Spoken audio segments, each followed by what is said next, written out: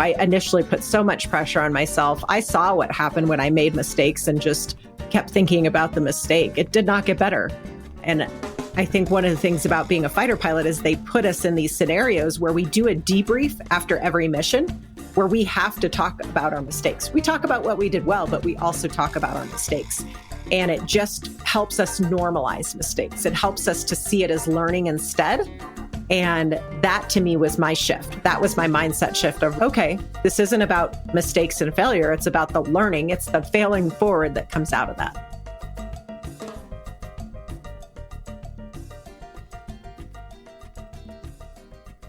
All right. So Embracing Only podcast. This is our cheetah with you here today. And I'm so excited to have our season 6, episode 2 guest with us today. Her name is Colonel Kim Casey Campbell. I hope I said all of that right there. You did. And do you go by Kim or do you go by Casey? I go by either one. Either Kim one. is my right. given name and Casey is my call sign. Oh, okay. And we're so thankful for you joining us and our audience here today. Kim, I feel like I need to call you Colonel Kim just because of the absolutely celebratory career that you have had of over 24 years. Kim has served in the Air Force in the United States for 24 years as a fighter pilot and a senior military leader. She's a keynote speaker, a best-selling author, and I'm super excited because a couple of weeks from today on March 8th, everybody mark your calendars or pre-order her book that is releasing, which is called Flying in the Face of Fear, a fighter pilot's lessons on leading with courage. What truly makes your story so fascinating, Kim, is that on so many different levels, she's a celebrated retired Air Force colonel who served in the Air Force for 24 years. She's flown 1,800 hours in the A-10 Warthog, I hope I'm pronouncing that, including more than 100 combat missions, protecting troops on the ground in both Iraq and Afghanistan. In 2003, Kim was awarded the Distinguished Flying Cross for heroism after successfully recovering her battle-damaged airplane after an intense close air support mission in Baghdad. As a senior military leader, Kim has led hundreds of airmen both at home and abroad in deployed locations, enable them to succeed in their missions. She takes this experience and inspires so many more in corporate spaces and boardroom tables to lead with that passion of leadership. And she feels strongly that leaders earn trust by leading with courage and connecting with their teams. As an only in every space you possibly have occupied, Kim, we are so excited to have you on the Embracing Only podcast. Thank you so much for having me. I appreciate it. Absolutely. So Kim, before we dig into some of those meaty questions, in your own words, as you think about your career and flying in the face of fear, what would be one or two instances that really hold a special space that you lean into as you like to talk about facing your fears head first and really tackling them? I think it's really interesting because sometimes we hear that word fear and we think it means vulnerability or weakness or some sort of negative connotation. And what I've realized looking back on my career is that there were many times that I felt fear, and that wasn't a negative thing. It was a normal reaction to a stressful circumstance. And I can think of walking up the ramp that leads up to the Air Force Academy on day one for basic cadet training. I was nervous. I was scared. I was worried about what I was going to face. It was this fear of the unknown, but I still did it. I still walked up that ramp. I think of walking into my fighter squadron on day one, where I knew I was going to be the only woman in the fighter squadron, one of just 33 women in the entire Air Force at the time flying fighter jets. And I was nervous. I was worried that I wouldn't meet expectations, right? It was this fear of not meeting expectations, fear of failure, right? All of those things. But I still opened the door. I still walked in and I worked really hard. And I think that's the idea, right? We will face fear in our lives. That's okay. It's normal, even though it can feel not so great at the time, but it's all about what you do. What is that next step that you will take to face your fears? And I think that's the most important thing, right? It's not the fear that matters. It's what we do when we are scared that matters. Yes, I love that. I shared something on LinkedIn that I found someone had created. They created this fabulous flowchart and it said, I want to do something was on the top. And on the left-hand side, it said, I'm scared. And then it said, do it scared. right? And I think that's what you've embodied from what I'm hearing and what I've been inspired, like reading about you, is that you're getting into things. It's something new, it's something different. There's a sense of fear, but you do it scared anyway to go forth and accomplish what you're seeking. Yeah, you do it scared. And then ideally, the outcome may not always be what you want, but you at least make that effort. And I think you come out stronger on the other side because you've put in the work, you've put in the effort, you took that leap of faith for whatever it is. And I think that's what matters, is that you do it scared, that you take that chance, you take that action, even in the face of fear. Yeah. So, Kim, what brought you in to take that leap of faith, to go leap into a fighter jet and literally fight on behalf of your country? So, what got you there to like really take that leap of faith? What does that journey look like, I guess? Yeah, that journey started a long time ago. It actually started when I was about 10 years old in fifth grade. Mm. And I was actually watching the launch of the Space Shuttle Challenger, which for the first 72 seconds, everything was great. It was this thrill of flight, this excitement about the launch, and then watching the tragedy unfold before me and watching it all play out and realizing that all those astronauts lost their lives in that moment. There was something for me that I connected with, in that the astronauts died doing something that they believed in, something that was big and important, that was bigger than themselves.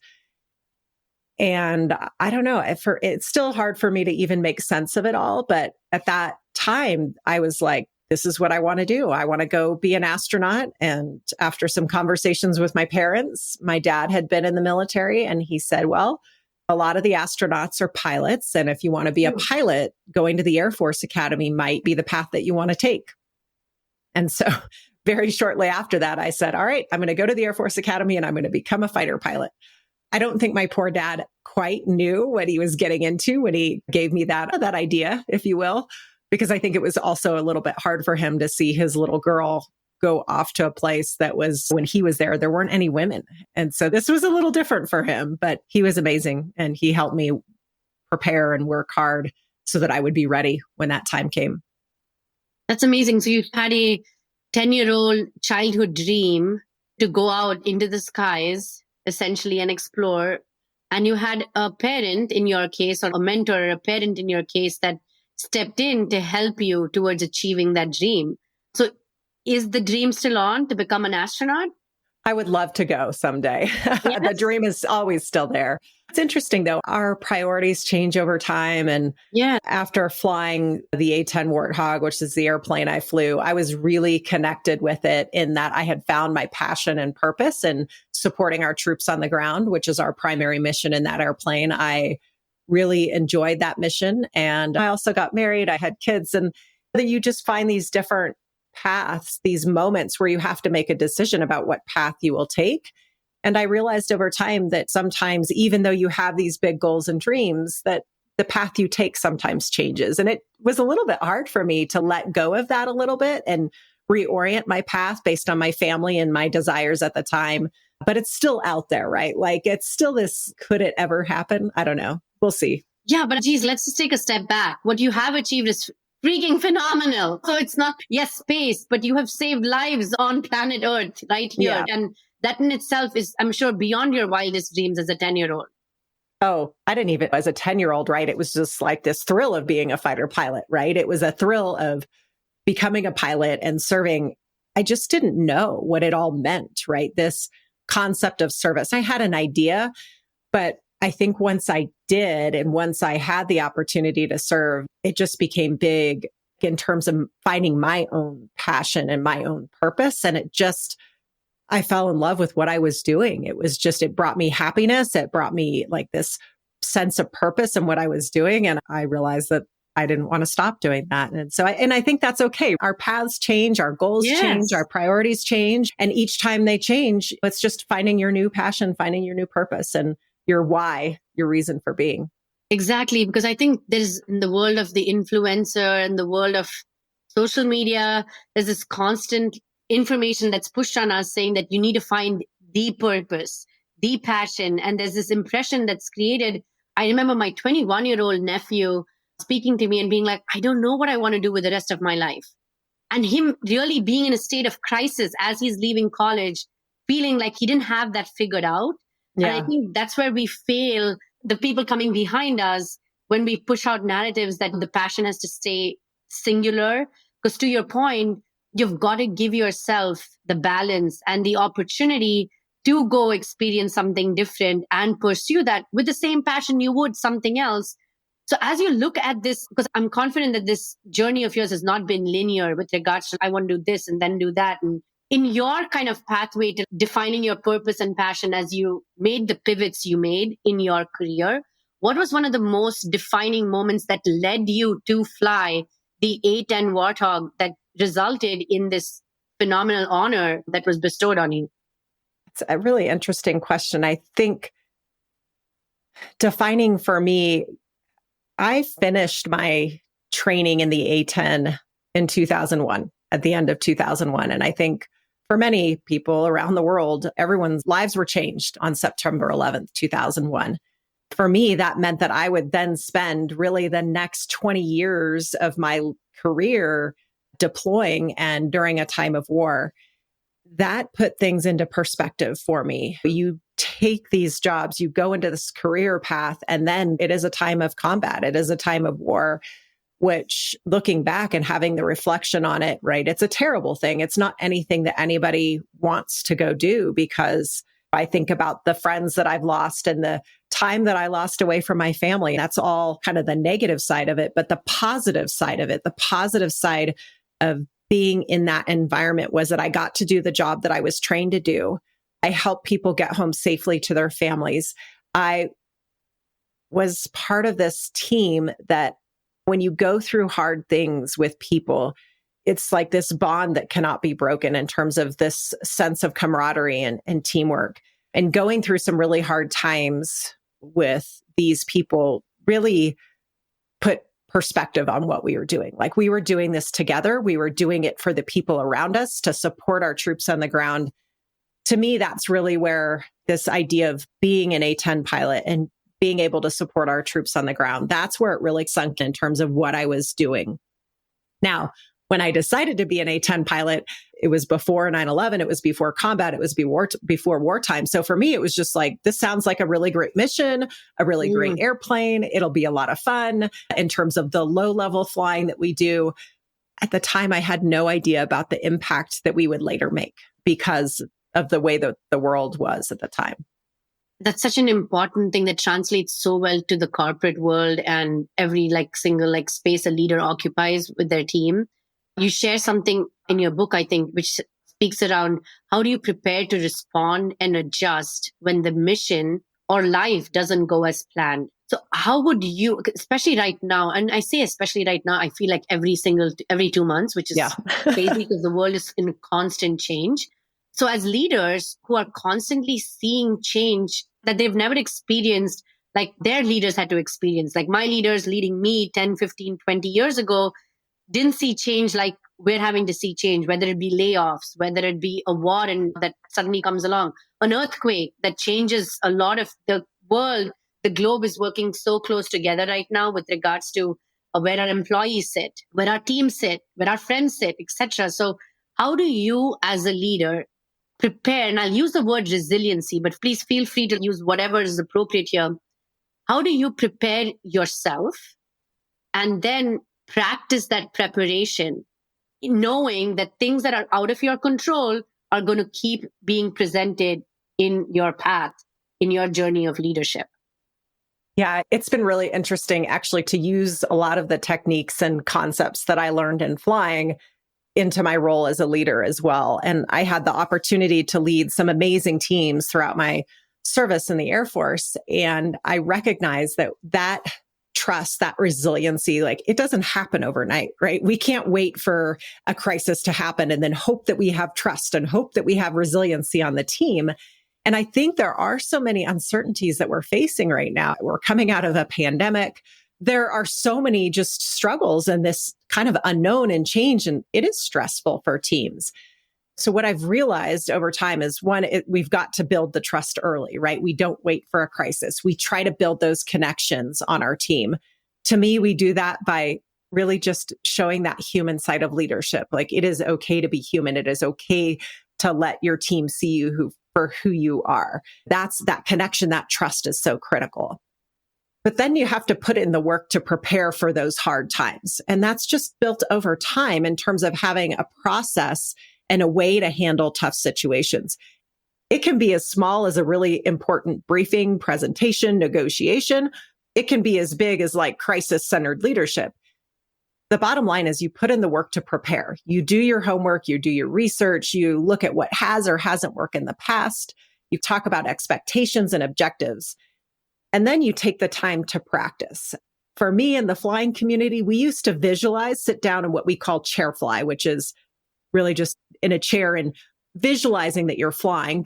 For us, we would stare at this image of the cockpit on the wall, but we would visualize each step that we were taking. We would visualize and think about the radio calls that we would make. We would talk about each step along the way. And you could do this individually, or you could do it with the team to help you and talk you through it.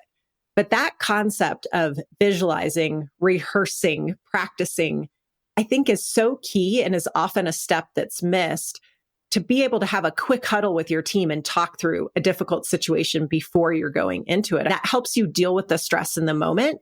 It also just primes you for action when something difficult happens. And ideally, it creates a positive outcome. And then the final thing, in addition to the preparing, practicing, now it's also planning for contingencies.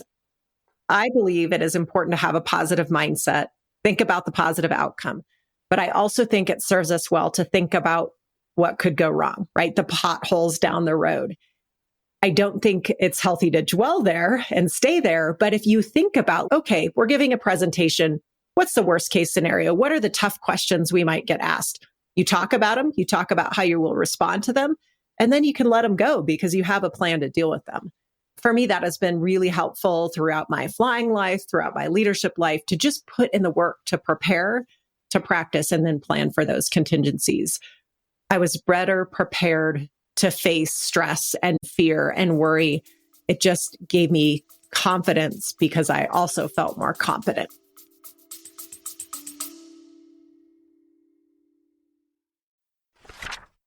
Hi, everyone. My name is Olivia Cream. If you are a corporate girly and you are struggling, you're feeling stuck, maybe you're feeling underpaid, overqualified, you're struggling with your boss, or bigger yet, you're even trying to clearly articulate what it is that you want from your corporate career, I am the coach for you. So if you're ambitious and you've got goals to accomplish and you want to accomplish them quickly, check out my website, oliviacream.com. I would love to help you reach your goals. Hi, everybody. I'm Archita Fritz, your other host of the Embracing Only podcast. If you're ready to leave corporate or you've changed a couple of corporate jobs and want to start a profitable side brilliance, you've made the decision, but you feel unsure of the next steps, here's how I can help you. I can guide you through a successful transition to entrepreneurship to help turn those ideas into profit. So reach out to me on LinkedIn or visit me on architafritz.com to accelerate your empowered transitions. Now, back to the episode.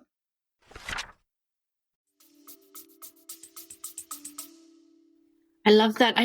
It's fascinating though. So I love the process. Visualization was one. Right? Yes. The next one was, you call it preparation. So you pull your team together, huddle prior to stepping into this to discuss the what ifs.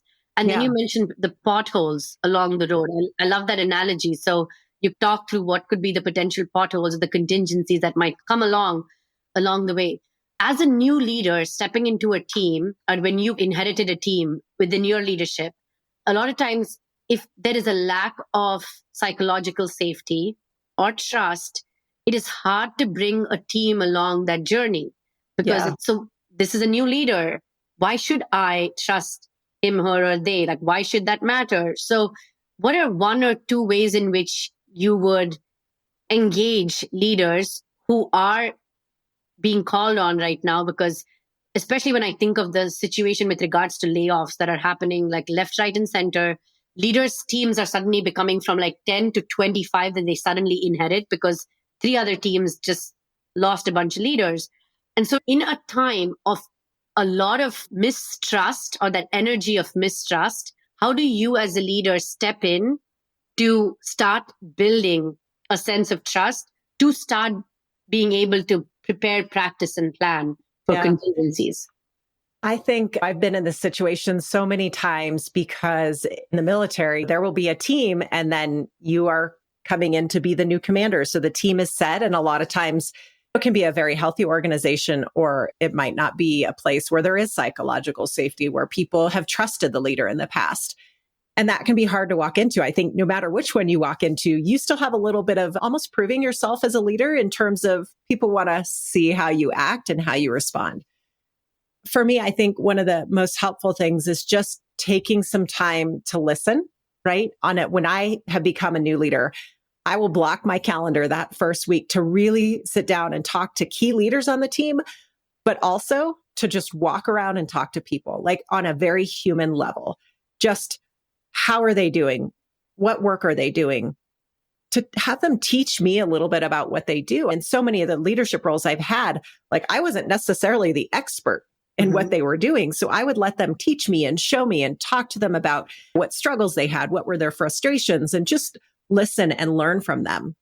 I found that just one, it shows a little bit about who you are as a leader, but it also gives you an opportunity to learn from them and show them that you trust their expertise, that you understand the value that they bring to the team. I also think you can, as time goes on, when there are decisions to be made or changes to be made, getting input from the team, and not just the senior level leaders, but like giving an opportunity for the people that are directly involved in that to hear their ideas, like to take the time to really listen to them. They're often closest to the problem and they have these creative and innovative ideas, but they likely aren't going to share them unless you've created that environment of trust. And so it's built over time. It's this constant idea that you can get out there and show a little bit of who you are and trust first. It's hard to be vulnerable and share that, but jumping in as a leader and showing them that you trust them a lot of times creates trust in return. But so those are a couple things that I do initially in those initial stages. I haven't always gotten it right. And I even think about just this idea when I became a leader, the very first time when I was leading a team of about 150 people, like in my mind, I thought I needed to be like this tough exterior, credible, competent, come in and almost show everybody that I knew what I was doing and I know things. And I realized, you know what? That is not what my team wants. They want authentic. They want real. They want honesty. They want you to be able to admit if you don't know things, that you don't have all the answers. And when you make a wrong choice or you make a mistake, you make a bad call, then you step up and own it. And those things, to me, that's what has created trust. My God, Kim, there's so many nuggets over there that I need to like unpack one layer at a time. So we're going to first start with what you said, which was listen as a leader, right? Yeah. So, and I almost will add listen with curiosity, because a lot of leaders will say, I had a phenomenal leader in my lifetime that said, listen, learn, and then lead. And a lot of leaders listen to that. And that would be the standard answer at any interview, right? Or any onboarding of a new leader to a team. They'd be like, listen, learn, and lead.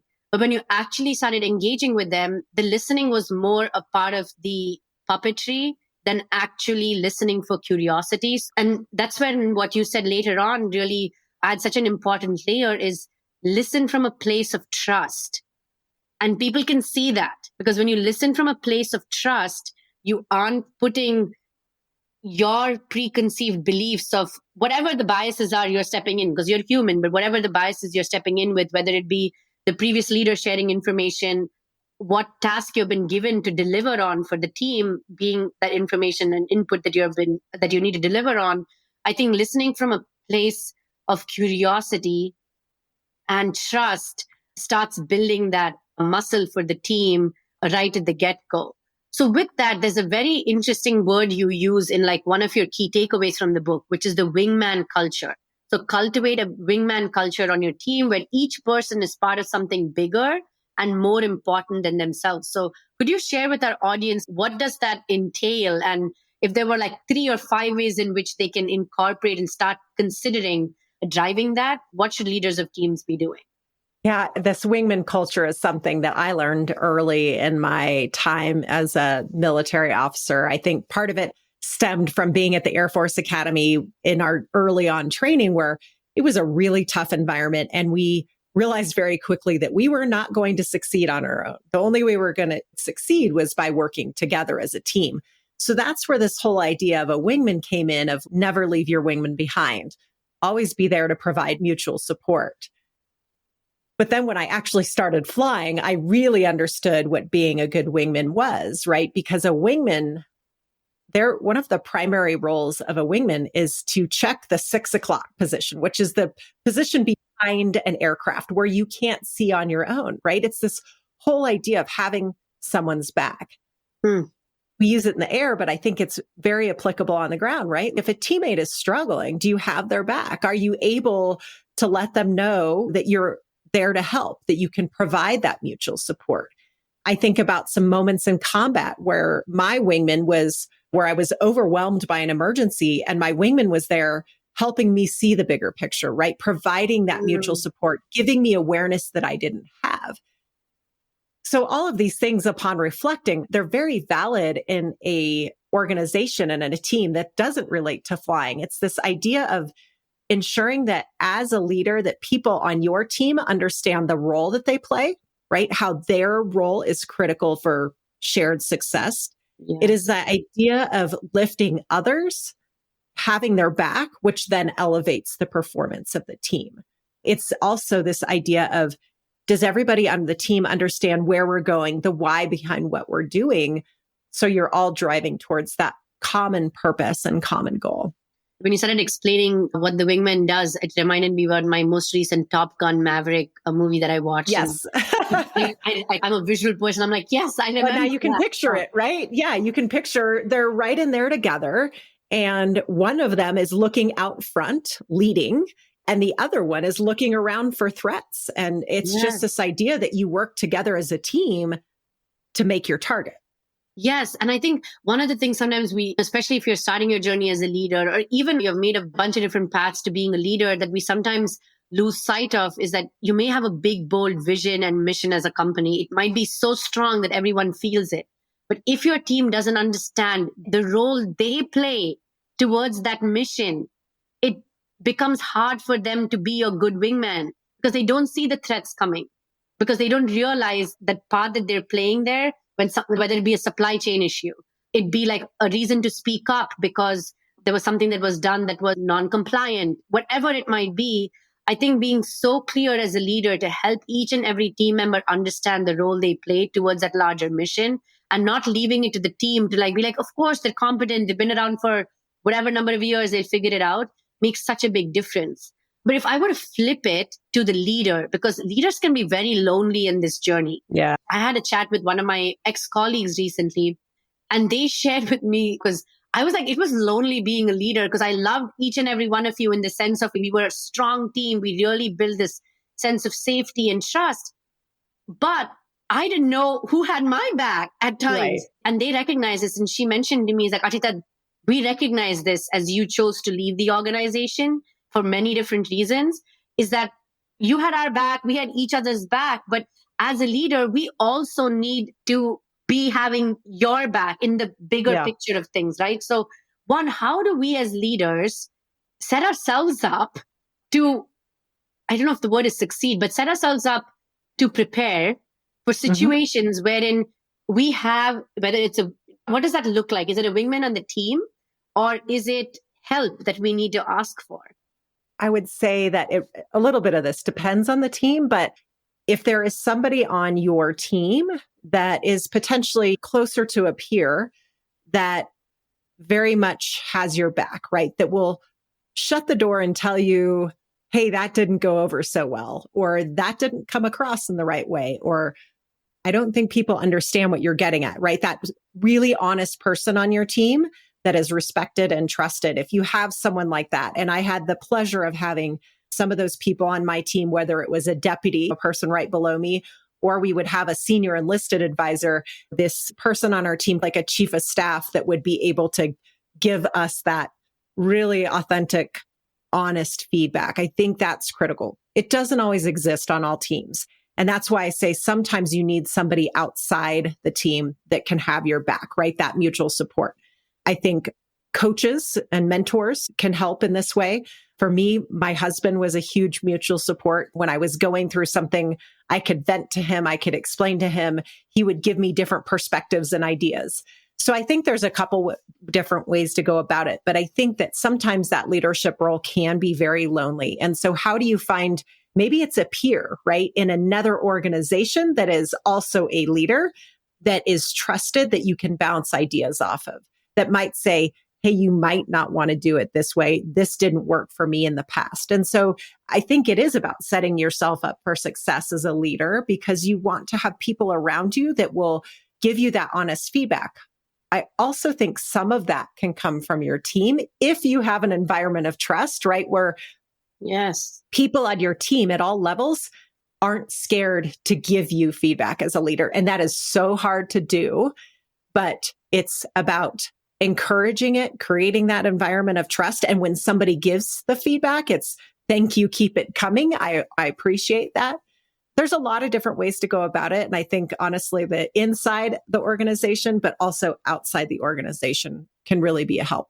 It's freeing, Kim. I really feel like it's freeing when you have a team member or a couple of team members that who feel empowered to be able to hold you accountable to what you said you want to do or help you out. And I remember reaching that level in like my last two organizations with a few team members, and you feel like you can take a deep breath because you're just like, okay, yes, there's an element to loneliness in leadership and there always exists, but you have these people that are counsel on your team because you need a wingman in your team. Yes, you can have a mentor, you can have a coach, you can have your husband, you can have uncle, aunts, whatever it might be, but there is something so powerful it makes the team so much closer because you're like, we went through this together, as you say, we embraced it, you accepted that feedback as a leader, and you've changed the way in which our team performs even right now. And I think it's powerful if we're able to cultivate that for sure. It's actually giving me goosebumps because I love that team of mine. So shout out to that team. You know who you are. I love it. So if you were to like talk about the only journey, because with every story you've shared so far, we're talking about that leadership experience across like gender, race, and everything else. But you've had a very only journey. What did you say? 33 female fighter pilots in the Air Force out of about 3,500 when I first started.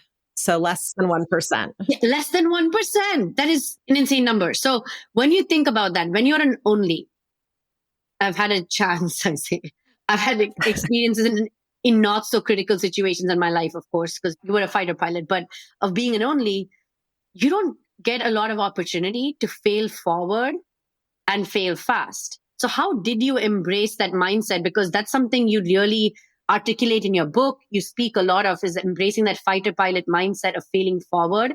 So how did you navigate that as being the only woman in multiple places and spaces and failure came knocking? Yeah, this is a hard one because I think when I started out, when I walked into that fighter squadron, that fear I felt of not meeting expectations, part of that was pressure that I put on myself because I felt if I made a mistake or if I failed, these are my words, that I would ruin it for all the women that followed me. Like I put that pressure on myself and I was afraid of making mistakes. I was afraid of failing. And it was a struggle because I was putting so much pressure on myself. I also realized that, you know what, I'm a new wingman, right? I'm a new person in the unit and I'm going to have to prove myself like everyone else. So I tried to just flip it and get rid of the gender piece and just think about, I'm a new person in this unit. I've got to prove my credibility. I'm going to study hard. I'm going to work hard. I'm going to put in the hours, the effort, and maintain a good attitude through it all. I certainly had mistakes. It's going to happen at some point. Yes. And it's really hard not to be hard on yourself when those things happen. But I realized that a lot of it was your mindset in that moment. Did you wallow in the mistake and kick yourself over and over? And I've been there and I've done it and it is not healthy and it is not effective. And my performance did not improve at that point. Or can you just look at the mistake that you made, figure out why you made the mistake, right? What is that root cause of the mistake? What can you learn from it? And then what will you do the next time? And what I realized is that our instructors, right, the leadership in the unit was really watching just to see how you would respond. They know you're going to make mistakes. You're a new pilot. You're a new person in the unit. You're going to make mistakes. So they're really looking to see what's your mindset? How do you deal with those mistakes?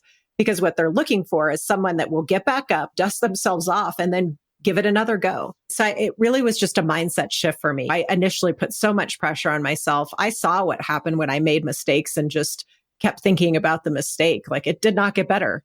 I think one of the things about being a fighter pilot is they put us in these scenarios where we do a debrief after every mission, where we have to talk about our mistakes. We talk about what we did well, but we also talk about our mistakes. And it just helps us normalize mistakes. It helps us to see it as learning instead. And that to me was my shift. That was my mindset shift of, okay, this isn't about mistakes and failure. It's about the learning. It's the failing forward that comes out of that. My gosh, okay, two things there, like a lot of great stuff. Two things I'd really like to unpack a little bit more. So we'll start with the second one first, which is the debrief. I love that because we have an opportunity in our organizations. You have a large, like we used to have these huge sales meetings. It was the event for marketing, do the rah-rah, everything to get everybody going for the year.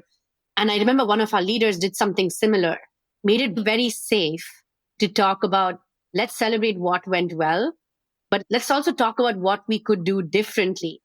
And I recognized the first couple of times people were not so sure because even talking about mistakes, we're not trained to do that. We're not, especially if it's high performance cultures, we are not trained to talk about failure in high performance cultures because this is healthy and unhealthy, right? Because it's unhealthy in high performance cultures where you pit failure against each other. When failure of someone or of something is a victory for someone else, right? That's just terrible. But when you have a chance to make it safe to then talk about it, you start learning the language about how to talk about failures. And I think that is step one, is making it part of the normal vernacular to talk about mistakes. So then people feel comfortable having those debriefs, whatever they may call it, through the course of the different like challenges that might come along. So I just love that methodology there. And then the other one was, which you said, which was how you embraced failure itself. You mentioned you didn't wallow in it because we've all been there, geez. Right? When you said it, I was thinking of 2 or 3 things that I still freaking think about. It's ridiculous. And it was probably like 10 years ago or 5 years ago or whatever. And it's ridiculous to still think about it. But what you did say that you have people consider is shifting that mindset of, okay, it's happened.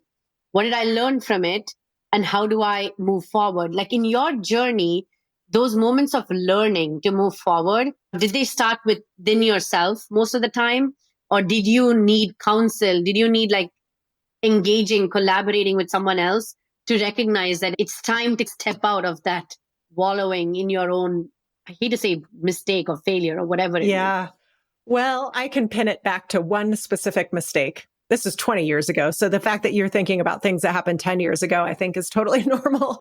But I think about a very specific mission where I had made a mistake on the flight and I knew I wasn't flying well. What had happened is we were flying in close formation. The visor on my helmet fogged up and I knew that I wasn't flying in the tight formation position that I was supposed to be.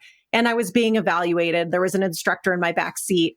And so I told him, I said, hey, the visor's fogged up. And he said very calmly, not a big deal. Just move away, clean your visor and get back in. And I did. But when I got back in that tight formation position, all I could think about was how poorly I had flown in the past 30 seconds. And so what happens is I continue to fly poorly. It was probably the worst mission I had ever flown just because I was so critical of myself and focused on the mistakes and the errors. And after we landed, it was a terrible ride, probably the worst I had ever flown. And my instructor said, Kim, you're a good pilot, but that was a terrible ride. And you have to let those mistakes go. You cannot be thinking about the past 30 seconds. You have to be thinking ahead if you are going to succeed. That was so defining for me to learn that so early in my career, the hard way. But I also think these debriefs helped me do that again and again. And I think you talk about how hard it is for a team to maybe have those debriefs and create a culture where people feel comfortable saying, hey, I made a mistake. We could do this better. It may help to start in small groups before it's this big team, right? A small group where maybe people have that psychological safety where they feel safe to provide that feedback.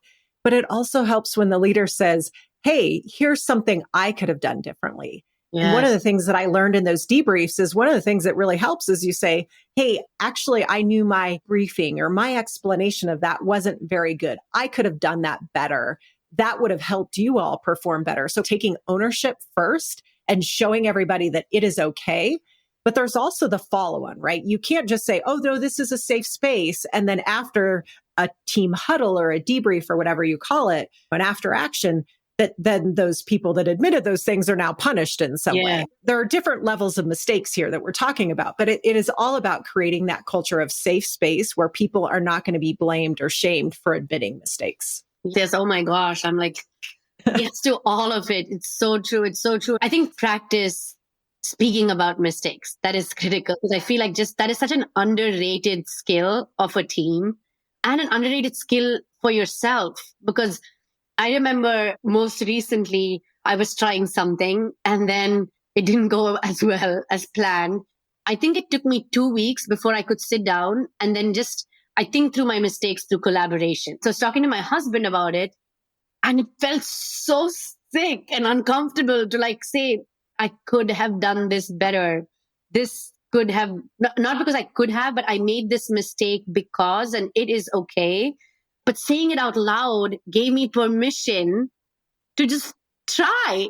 And I think as much as we have our teams practice it, if we can practice it as leaders ourselves, we then make it easier for them because we have that follow through afterwards then because we've practiced it for ourselves and we can do that for our teams as well. So thank you. I just really love the debrief of mistakes. Yes. Everybody tune into that. We're almost up at our time here, Kim. If you were to leave our listeners with one key question they were to ask themselves to thrive, what would it take to thrive as an only in whatever space they occupy, not leading from a place of fear? What would that be?